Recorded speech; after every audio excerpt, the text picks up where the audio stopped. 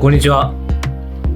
この動画は投稿者の私がマインクラフトというゲームを用いていろんな建築物を作成し、自分だけのワールドを作ろうという試みを行っていくものです。今回は題名にある今見えてるこの素朴な港を作っていきます。それでは詳細をご覧ください。まずは立地について説明します。海に面した町となる予定です。街中に二股に分かれた川が入り込んでる港町みたいなイメージです。桟橋に止まっているお船とか港特有のいろんなランドマークが作れそうな予感がします。今回開発する場所はこの辺になります。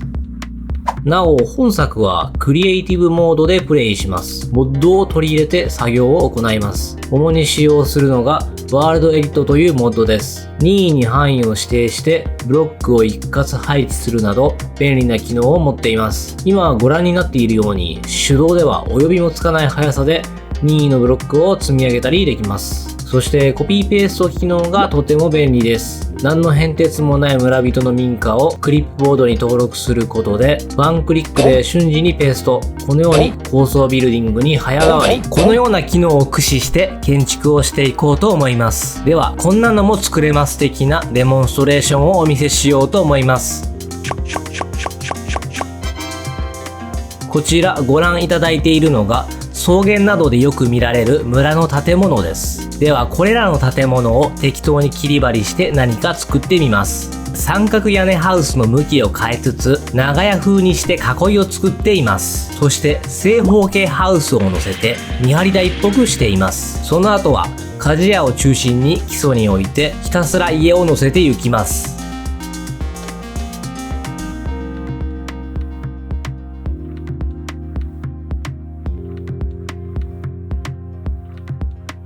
見てください。素材には何も足しても引いてもいないのに、継ぎはぎするだけでこんなにエクストリームな村人ハウスができてしまいました。この動画はこんな感じで素材をパッチワークしまくって、街を作る手順を見せていくのが大部分を占めることになると思います。次の工程では、境内の素朴な港を作るための素材を作成していきます。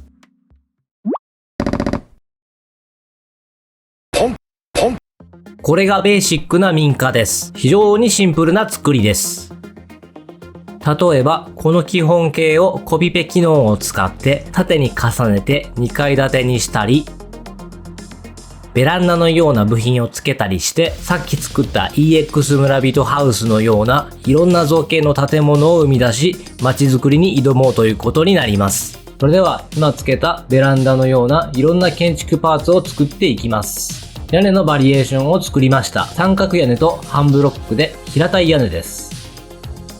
どんな造形の建物を想定しているかなど、状況に応じてどの形を使うかを選んでいきます。この建物の基本形、壁面のテクスチャーをしっくりくるものがないか変更してみました。バニラのものをアレンジして作成した茶色いテラコッタにしてみました。漆喰が剥がれた感を演出しているのがポイントです。壁の種類も、例えば1階部分は石造りの倉庫みたいにしたいなど、状況に応じて変えてくることになると思います。それでは追加パーツをさらに作ってまいります。壁をくり抜いて渡り廊下の通路っぽいやつです。使用例建物の間にかます。2階以上の部分に乗っける屋根が屋上っぽいやつです。使用例屋根の上に乗せる。手すり付きのベランダです。さっきは外部壁面張り出しのやつで、こっちのベランダは柱付きのいわゆるピロティ風。ピロティというのはヤマダ電機みたいな作りのやつのことです。使用例2階部分の外壁にくっつける。1階部分に作られる倉庫的な場所。塀、煙突、その他いろいろ作りました。では、これらを用いて、これから作る街には、こんな感じの建物が立ち並びますよって示すためのモデルハウス的なものをお見せしたいと思います。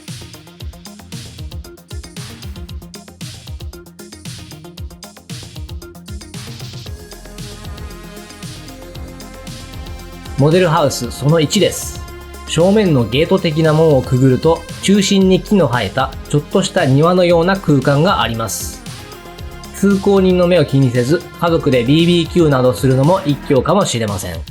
バルコニー的な場所も置いてます。こういう外壁にくっついた後から縦回ししたような張り出したやつ、もうちょっとうまいこと作りたいんですが、マインクラフトでは難しくないですか？壁で1ブロックもの幅を占有してしまうからですかね。いい感じの作り方がないか模索中です。モデルハウスその2。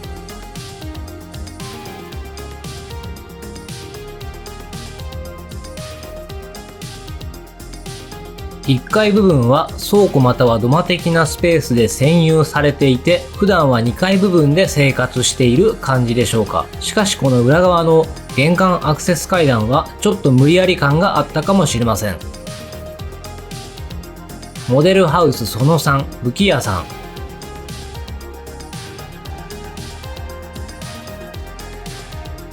内装の制作風景です。ここをエンドロッドを使った活かす武器のディスプレイ方法を再現しようとしてうまくいかず諦めてます。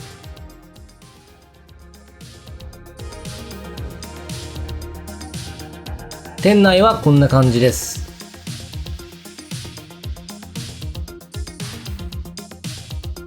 いかにも家事を行いそうな金床やら炉的なものが置いてあります。このぐるぐる回る研ぐやつ、これ見るとスカイリムのホワイトランの武器屋を思い出します。こういったツール系ブロックも活かしつつ、内装を作る技術ももっと磨きたいところですね。舗装された街路も作成しました。建物の合間合間に置いていきます。坂道バージョンもあり、傾斜もそれぞれ作ってあります。街路のブロック構成について説明します。狙いとしては古びた感というか、風化した感じを出そうとしています。こういう風化した感に関しては、マインクラフトダンジョンズのグラフィックがいい感じだったんで、真似しようとしてみたものの、用意するブロックが1材質につき 4,5 個ぐらい必要そうだったため、ちょっと手間だし、テクスチャをそんな割り当てる余裕もないしで、断念しました。その結果生まれたのが、この街路のブロック構成です。一つのブロックを敷き詰めるのではなく、土とか砂利っぽいブロックをランダムに散らすことで、それっぽくなったと思います。ちなみに、この石畳ブロックは、雪ブロックのように細かく積み上げられるので、立体的にガタガタになった道の感じを出すこともできます。こちらは今お見せした街路が乗っかる人工の部分、基礎、のり面、外壁的なものです。海際の水面と接する部分はこんな感じ。では一通りのパーツができましたので、建設予定地の作成に移ります。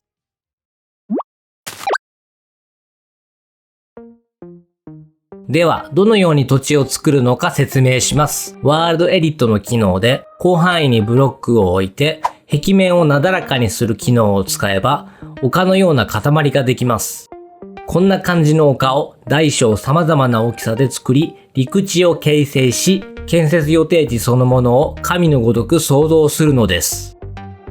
では、冒頭でお見せした地図の形に合わせて陸地を作ります。とりあえずは大雑把に作ってます。というのも実際に建物を置いてみたら、ここもうちょっと広げたいとか狭くしたいとか、後から手を加えたくなることが絶対に発生するので、ざっくりとした形だけとって建物の設置に移行し、あとは地形改造と建物設置を並行してやっていく予定です。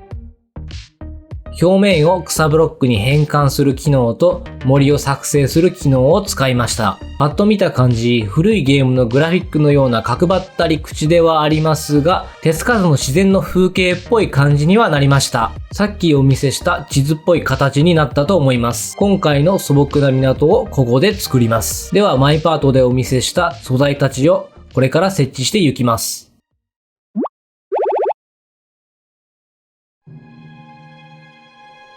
では、このまっさらな空き地に今まで作った建築物を置いていきます。まずは街路となる水辺の基礎を置いていきます。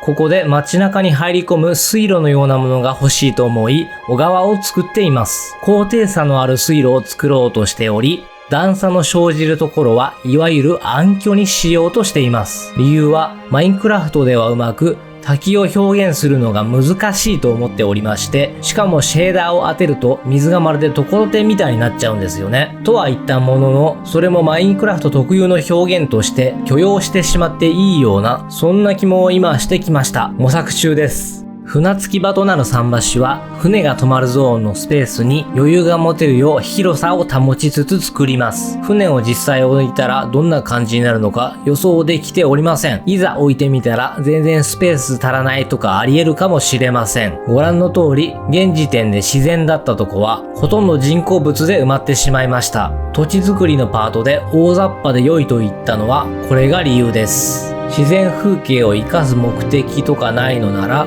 ガイドの役割を果たす程度で OK ということですね。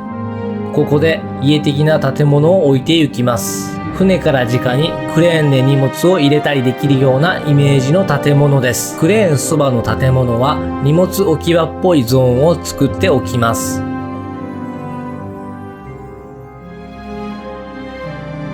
左側のスペースはどうすべきか固まってません。この時点ではデカめの倉庫でも置こうかなと試作しているところです。街中に入り込む水路の上にかかる橋は飾り気のないいかにも通行用といった簡素な感じにします。坂道の多い高低差のある街並みにしようとして外壁で段差をつけたりしています。デカめ倉庫のデザインの方針が固まったようです。カーブのかかった坂道を置きたいということで作っておいた坂道の街路を2、3ブロックずつ横にずらしています。カーブをかけた街路を現地に乗せて行きます。外壁をずらしてモデルハウスに置きました。砂浜というか小舟がスムーズに陸に上がれそうなゾーンの作成が必要と感じました。こういう場所は釣りしてる人とか配置するとより雰囲気が出るかもしれません。建物をいろいろ配置したり各所を微調整しています。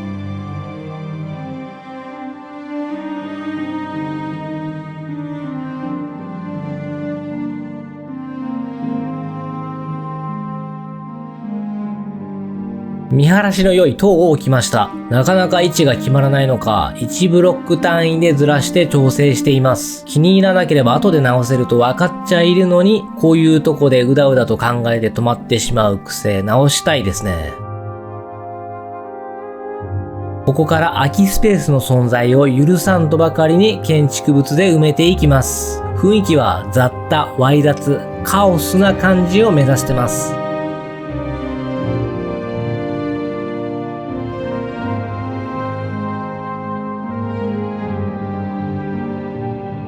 ここで建物でない小物類や装飾パーツの作成がもっと必要だと感じ始めました。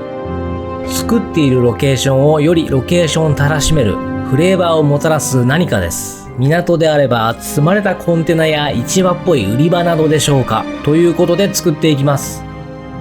石材、木材、干し草の俵、台車の上の石材、台車の上の木材、台車の上の干し草の俵、台車の上の樽、街灯、テント、テント、テント、テント、テント、テント。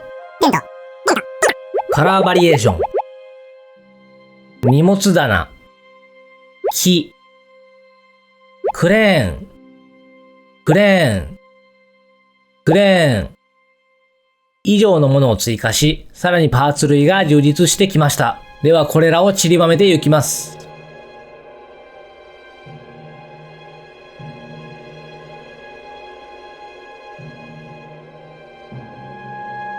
デカめ倉庫の内装です。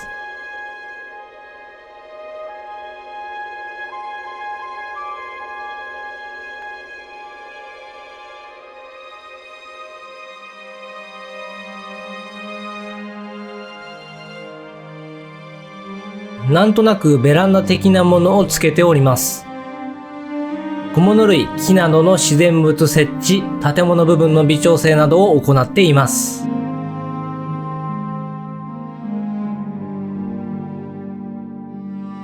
この後、この建物は青い壁とか、一部建物の壁面のテクスチャを入れ替えたりして、作成に一段落つけました。街の円形にしっかりとした山があれば、絵的に締まるんでないのと思い、ワールドエリットのブラシ機能を使って山を作っています。FAWE というワールドエリットをさらに拡張する機能を使って山を築いておりますが、巨大な山もお手軽に作れて素晴らしいですね。ここまで大規模なものを作るとなると、セーブデータを編集できる外部ツールの使用も検討しなければいけませんが、こんなにお手軽ならゲーム内で余裕で完結できると思います。ツールとの行き来がめんどくさいもどくさな私としては嬉しいところです。制作者には感謝しかありません。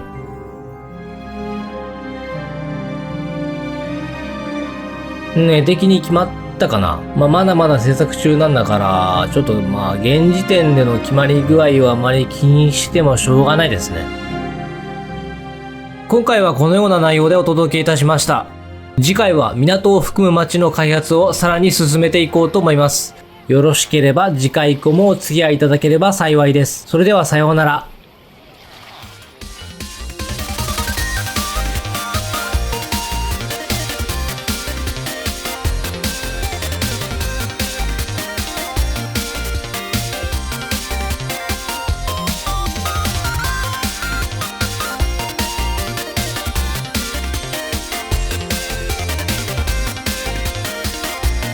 5、4、